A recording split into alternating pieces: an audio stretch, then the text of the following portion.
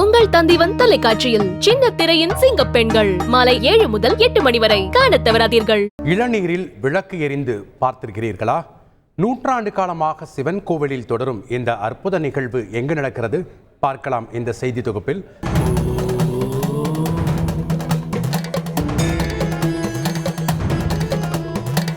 உலகுக்கு ஒருவனாய் நின்றாய் நீயே என்று அப்பரால் பாடப்பட்ட இளம்பிறையனுக்கு இளநீரில் அபிஷேகம் ஆச்சரியமாக உள்ளதா?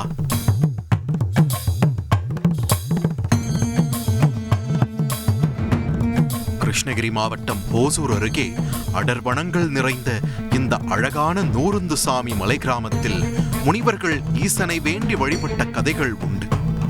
இங்குதான் அமைந்துள்ளது இந்த அதிசயமான சிவன் குகை கோவில். 19ஆம் நூற்றாண்டின் தொடக்கத்தில் இங்கு தவம் இருந்த நூருந்தீஸ்வரர் என்ற சிவயோகி இங்குள்ள குளத்தில் இருந்த நல்ல நீரை கொண்டு சிவனுக்கு அபிஷேகம் செய்து விளக்கேற்றி வழிபட்டாராம்.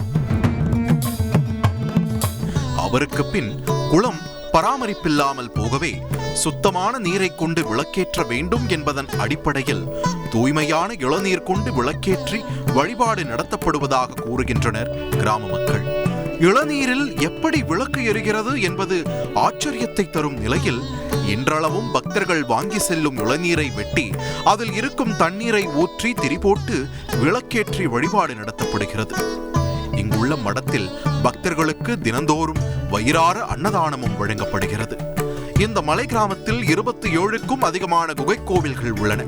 ஆனால் பெரும்பாலான கோவில்கள் பாழடைந்து கிடப்பதுதான் பரிதாபம்.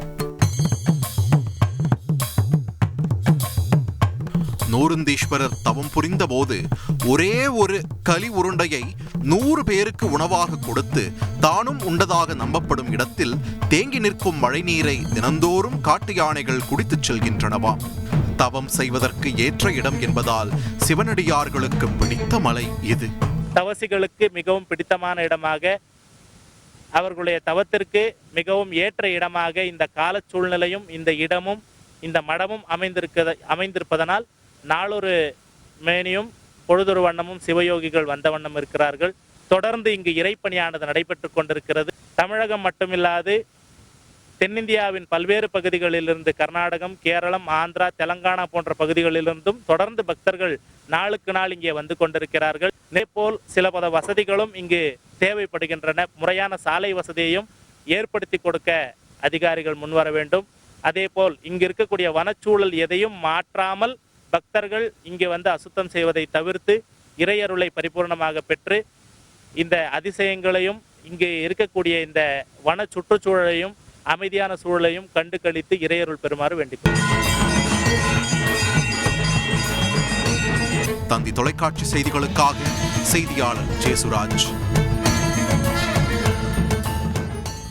உங்கள் தந்திவன் தொலைக்காட்சியில் சின்ன திரையின் சிங்க பெண்கள் மாலை 7 முதல் 8 மணி வரை காணத் தவறாதீர்கள்.